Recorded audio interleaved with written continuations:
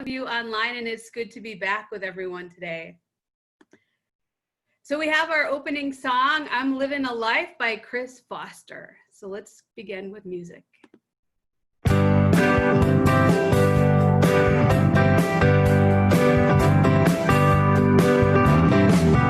I'm living a life that's filled with the faith, that's filled with the power and the glory of God. I'm living a life that's full of love for you. I'm living a life that's filled with the faith, that's filled with the power and the glory of God. I'm living a life that's full of love for you. I'm not faced with indecision, nor am I confused on what I need to do. Reaching out to my brothers and my sisters,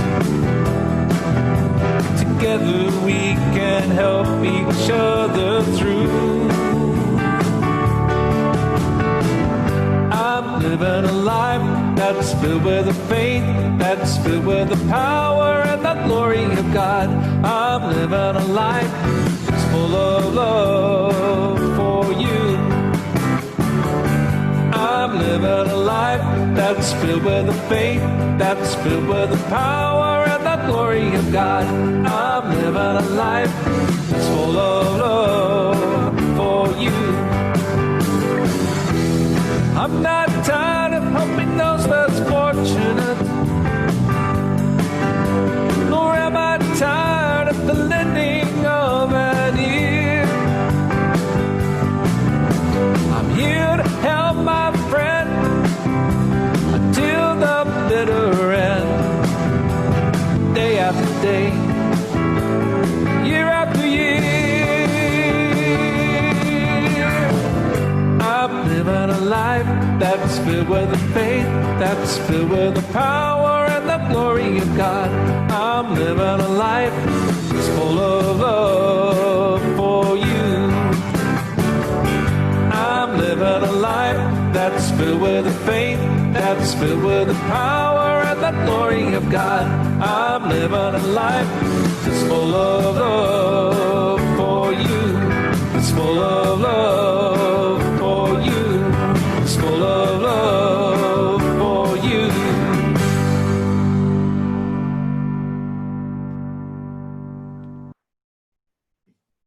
And so today it's good to be back with all of you. I was away last week, but I was still kind of present. You noticed me in the room, right? And so here we are again this Sunday. It's good to be with all of you. We are joining together in hearts and minds with Unity Spiritual Life Center in Oklahoma City, Oklahoma. And so as we begin our prayer service today and our service, we just hold them in our thoughts and in our mind and in our consciousness, and we begin in prayer. We just take in a breath and release, allowing ourselves to become centered in that fullness of spirit, of life, and of love. We allow ourselves to be the expression of the Christ this week and always, allowing our hearts to be open, our minds to be open, and for love to spring forth as that very essence of God. So we're grateful for this knowing and this understanding that we are the light, that each one of us is the light, and that we see that light, that shining presence within each and every soul we meet on this journey. And so we're grateful for this knowing and this understanding, and so it is. Amen. Our announcements are the same, but we're working on some things, so we may have some new announcements next week. Tuesdays at 11 o'clock, Ruth is hosting our Silent Unity prayer service in Zoom. On Tuesdays at 5:30, Chris Farishon is leading us in a guided meditation. That's fabulous. Please join us for that if you're able. And on Wednesdays at 5:30, Karen is leading us in a gathering meditation.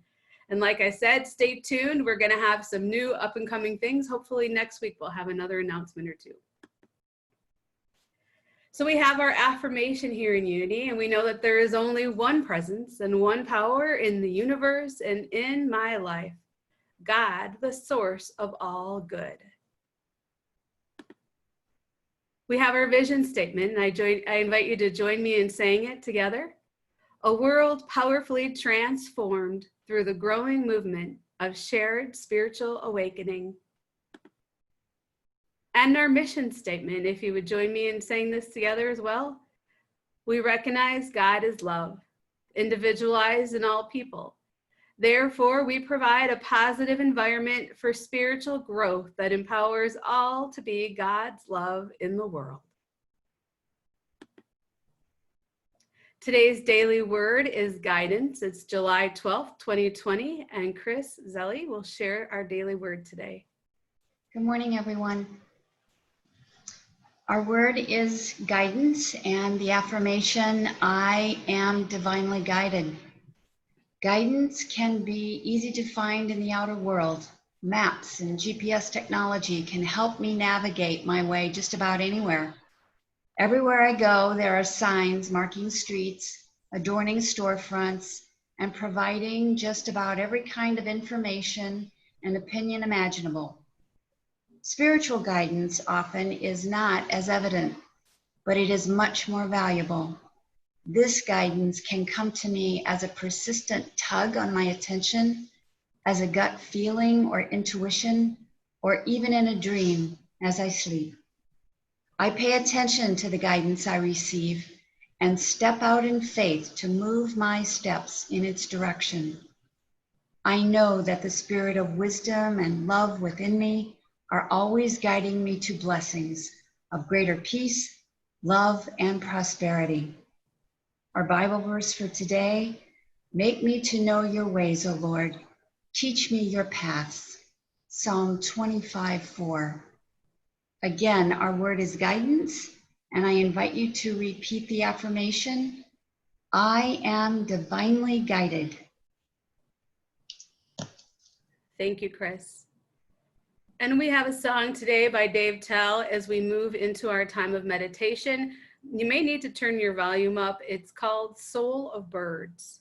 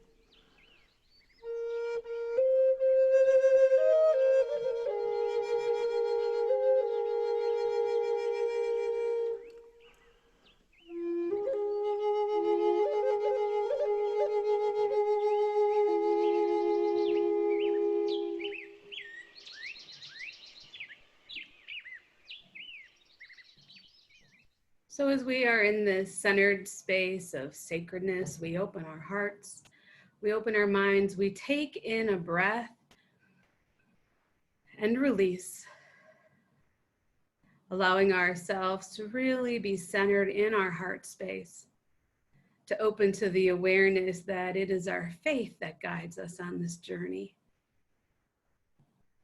As we have been given all the things that we need on our journey through life, this space allows us, this sacredness, this centeredness, allows us to come back and to reconnect and to just check in with our source and be reminded that we are one, that we work together on this journey. God and I, we are one. God and you, we are one. And so as we breathe in and we breathe out, we remain centered, allowing our hearts to be open to that voice of the infinite. We allow our heart to be filled with that wisdom and that intelligence that comes from our source of good. And so I invite you to rest here for a little while and to just bask in that sacred connection that you have with the divine. And this is that time where you can ask any questions that you may have, ask for clarity or guidance, or to just set your burdens aside. And so I invite you as we just rest here for a few moments.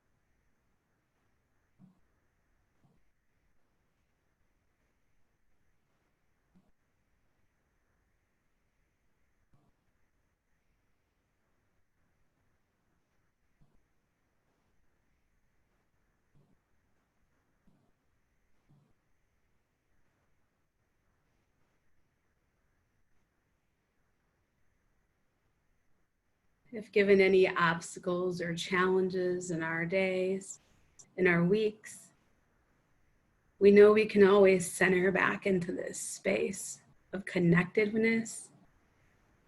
There is nothing that can keep us apart from our source. We are connected to the divine in every moment. And this is a special gift for us to know and to cherish. And so as we prepare to come back to this time and this place, we know there is nothing that we cannot overcome because we have our source and our creator with us in every moment. We have been given gifts to get us through everything in life through faith. So I invite you to become more aware of the room around you. Perhaps begin wiggling your fingers or your toes. And when you're ready, I invite you to come back to this time and place by opening your eyes and becoming more aware of this very room, this Zoom room, and all of those in front of us.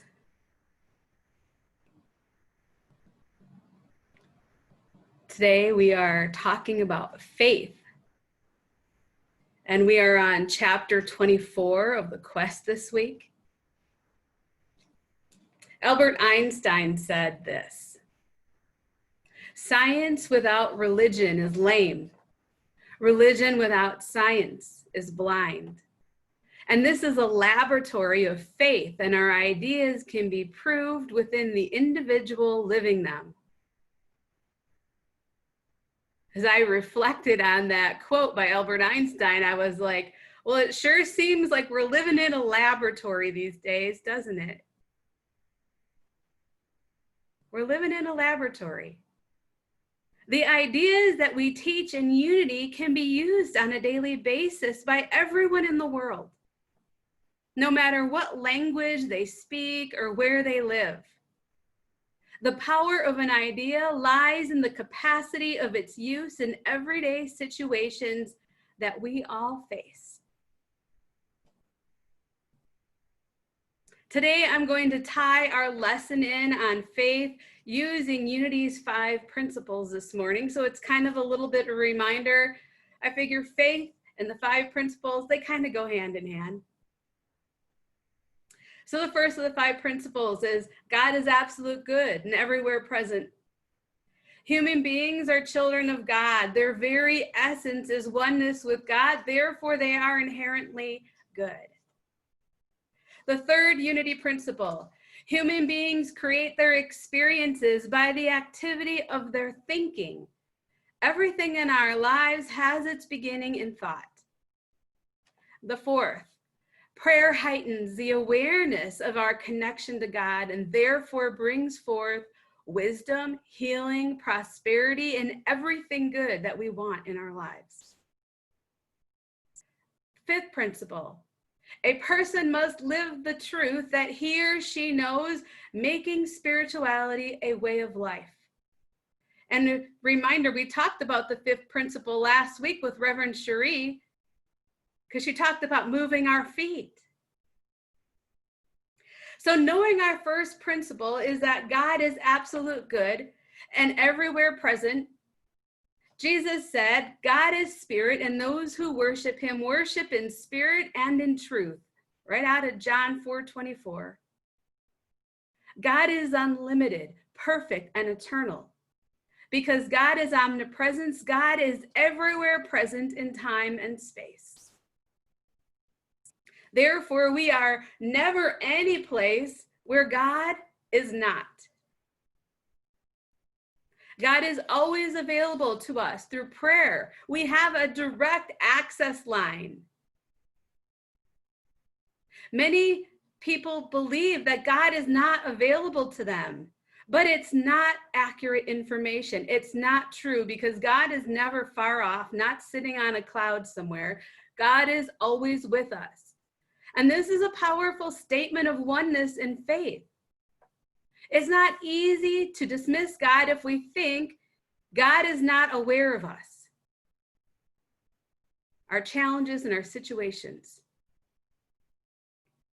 To reach a place of spiritual attainment, eventually we have to come to the realization that God is more than a force out in the universe.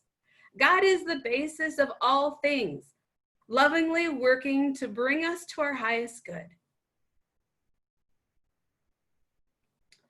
As we continue to grow in understanding, we realize the highest aspect we can hold of God is to hold the aspect that Jesus did, and that is God is love. God is also the supreme wisdom and intelligence in the universe. And we are God's children, so God expresses through us as wisdom and intelligence. I like that. I like knowing that I am wise and intelligent. And each of you is wise and intelligent. I like that God works through us as wisdom and intelligence. That's awesome. To be a child of God means that we are able to follow after and become like God. To be totally alive to God's presence, we have to practice it. One time, a man was on the streets of New York City, and he asked someone, "How do I get to Carnegie Hall?" And the person leaned on a street sign, laughed a little, and said, "Practice. Practice is how you get to Carnegie Hall." So how do you get to God? You don't need directions because God is already with you. God's with you all the time. You get to God through practice. By remembering and practicing that presence of God that is alive and vibrant within you. That is the way you experience God all the time. And the church is just a remembrance society. We are here to recall what we already know to be true. I'm not telling you anything you don't already know. I'm just helping you to remember. And part 2 of our belief system is important. Human beings are children of God. Our very essence is oneness with God. Therefore, we are inherently and spiritually good. We are talking about the original virtue of humankind. Humans have a spark of spirituality accessible to them at all times, and that same spark is within us. Christ in you, your hope of glory. You are made in the image and likeness of God. You are a child of God. A human's very essence as creation is that of the Creator, and therefore we humans are also inherently good. We are good. In 1 Corinthians chapter 6, verses 19 to 20, your body is a temple of the Holy Spirit within you. It is the place you pray continuously, where you hold worship services. A story in Genesis tells about the beginning of humankind and how it all started in the Garden of Eden. In this rendition, we are told that a serpent tempted Eve to eat the forbidden fruit from one of the 2 trees that grew in the midst of God's garden. The result was that Adam and Eve lost paradise. Some say this desire caused the fall. Others say it was disobedience. Whether it was distrust, suspicion, doubt, or unbelief, it was a negative attitude that caused the fall from a belief in the basic goodness. And this dim view brought forth some negativity in our lives, and we have perpetuated that in our minds and in our thoughts. For centuries, a lot of theology has been preoccupied with humanity's shortcomings instead of humanity's potential. Jesus always talked about our possibilities, our potential. The doctrines of original sin and the fall have been stressed, although neither of these terms can be found in the Genesis account. In truth, the root of both sin and evil is ignorance, which is a sense of separation from God's good. That's what brings negative results into our world.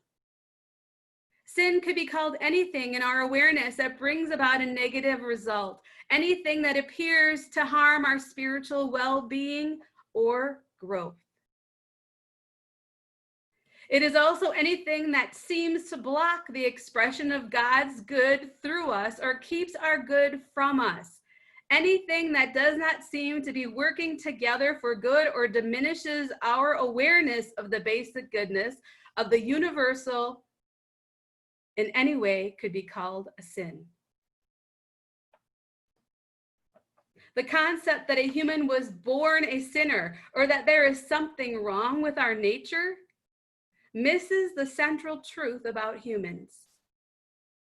The true message is that we were born children of the Most High. It is the decision that we make after birth that determines our destiny.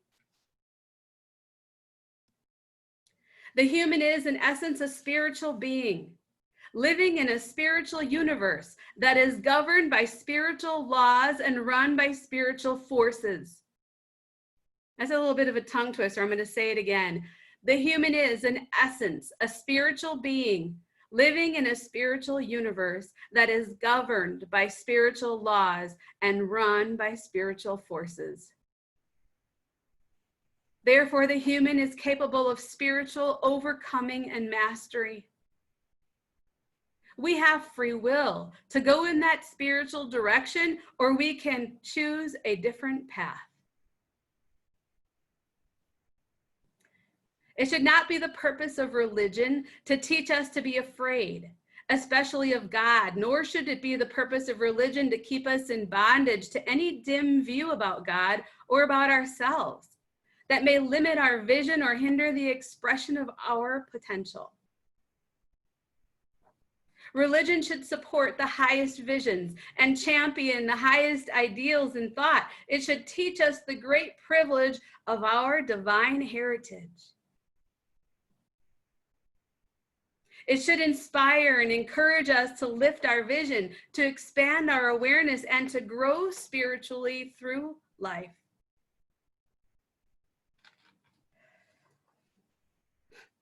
From the very beginning of the Bible, the human has been appreciated as a child of God, capable of learning and growing and fulfilling the divine destiny for which we were created. We are, in fact, incomplete. We are not finished yet. But we are also God's own creation. And it's good to remind ourselves that the acorn is no less a miracle than the whole oak tree.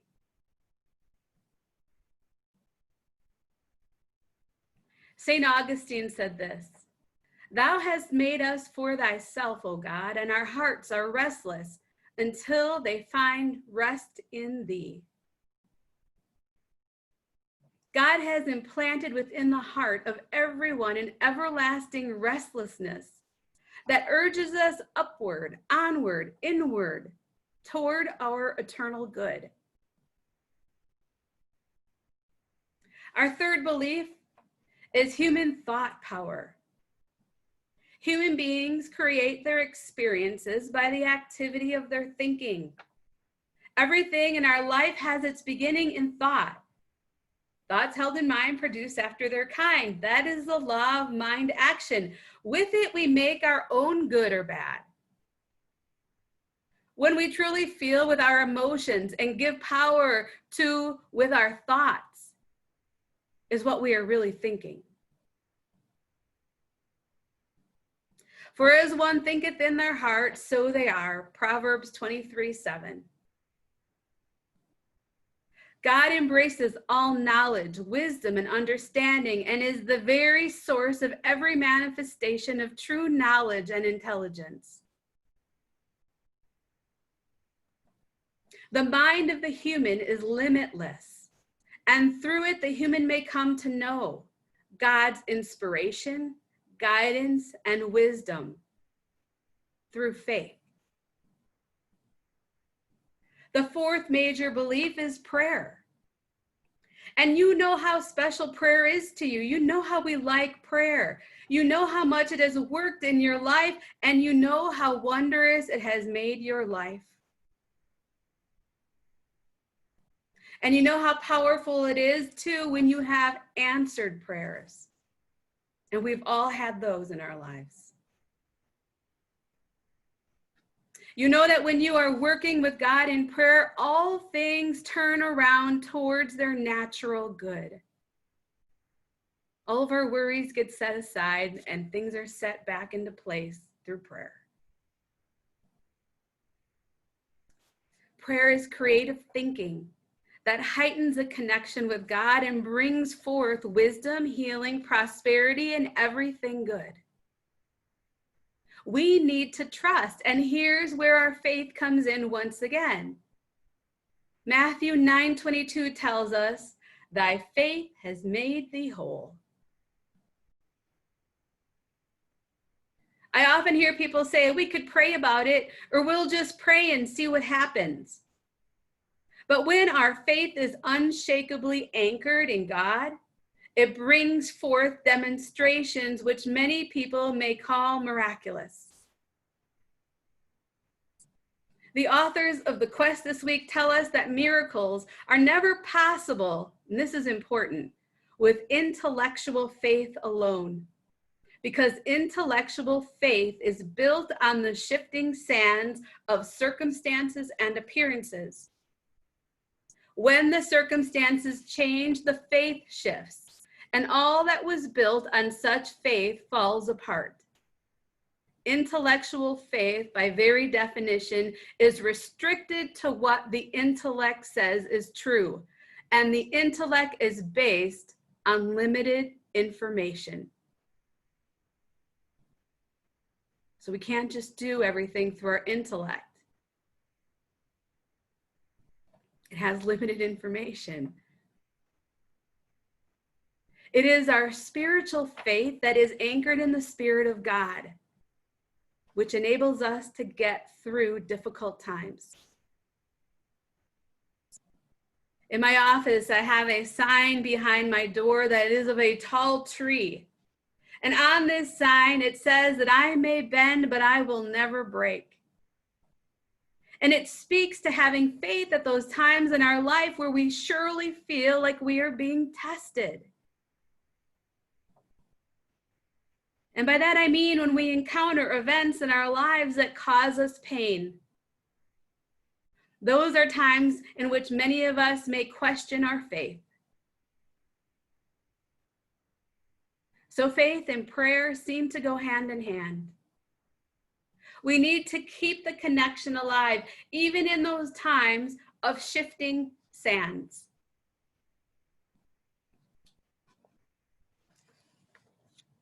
Jesus never implied that we just pray in an indifferent manner and then hope. In true prayer, we release the powerful energy of God as a constructive, creative force in our lives and our affairs. And here are some examples of true prayer. Each day, make for yourself an opportunity to be alone for the purpose of praying. Relax in the assurance that God is with you and that you do not work or live alone. Focus your mind on the one great truth. Your good is already established, the good that is God in the universe. This is God's promise and can therefore be trusted in your life right now. Decree God's goodness for yourself. Speak encouraging, powerful words of joy and of love. Assure yourself that you are a child of God and it's God's good pleasure to give you all the keys to the kingdom. As you pray, turn on the strength and the power of your faith. Say again and again what you believe. Declare it as reality. Believe it. Concentrate on it. Allow it to focus in your mind. Allow positive thinking and powers to focus on the truth that you are speaking. Let your mind become filled with the thought of good you are calling forth. Allow it to become the most powerful reality conceivable in your life. So let's make this practical. When you pray for your healing, speak words of truth about your body and know that you are decreeing them to be the most powerful reality conceivable. I am healthy, I am alive, I am full of life and vitality. And the fifth, live the truth you know. Give expression to a tremendous sense of gratitude and faith. A minister once said, when I visit people in the hospital, sometimes I have to hold my tears back because I know that a healing has taken place even though you cannot see it with your eyes. Sometimes it's overwhelming because God is overwhelming goodness. I never cease to be amazed at God's ways of working. In order for this to happen, the person has to be willing to be healed. And that is the fifth step. That's our action step. It is living the truth of God. Jesus never said to go apart for a while and pray and pray and pray and pray. Jesus taught us that we are to go apart for a while, and then we are to put our hands, our feet, and our words on our prayers and go forth, moving in the direction that we want to go.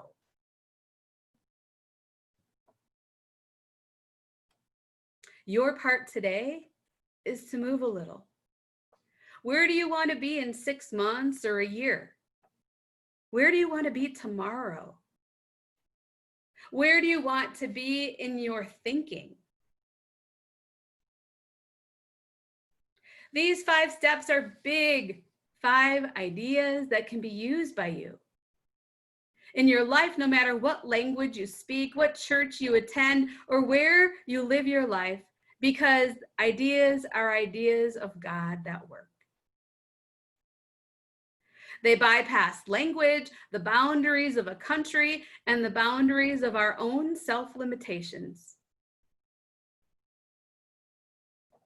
And just like affirmative prayer, faith is expecting and knowing that something good is on its way to us. The Jafalas tell us that faith is not faith unless it has a strong emotion attached. You feel so strongly that it's almost a reality already. Have you ever felt that way? Faith is not faith unless it has a strong emotion attached. You feel it so strongly that it is almost a reality already. In Matthew 17:20, we are told, if you have faith as a grain of a mustard seed, you will say to the mountain, move from here to there, and it will move, and nothing will be impossible to you. And so it is with faith. Remember this week that when things seem impossible, they are not. Hold steady to your faith. I have a few affirmations that may help us this week, reminding us to trust. The first one is my favorite, but I have a list, so I want you to hear them all. God is working out the details. I love that one. God is taking care of it. My good is on its way. Everything is all right. God can do it. I expect only good. My faith is in God. This too shall pass. The best is yet to be. God is at work. And so it is. Next week, we will be talking about forgiveness. We always need a little reminder on that, right? So stay tuned for that and join us next week. And we know that although our doors are closed, we are an active ministry without walls right now. And it's fabulous. And so I invite you to find our donation information here in the chat box, in the donate button in the email that contains our Zoom link, on our webpage, unityofspringfieldil.org, or you can always mail us a check, 417 East Cordelia, Springfield, Illinois. And we get those too. And it's nice to get mail. It's fun right now. And so I invite you to take your gifts, your tithes, your love offerings in your hand. And we just infuse them with our love. We send these gifts forth knowing that divine love multiplies all that we have, all that we give, and all that we receive, and we surely and truly are blessed. And so it is. Amen. A special thank you this week to Chris Zelli, Bill Bride, and Bill Shepard for cleaning out the garage last week. It was pretty hot last week, and we so appreciate their loving service and getting rid of those things that we no longer need. And so, very grateful for all of you. Thank you. And together, let's say our prayer for protection. The light of God surrounds us. The love of God enfolds us. The power of God protects us. And the presence of God watches over us. Wherever we are, God is. And all really is well. Thank you.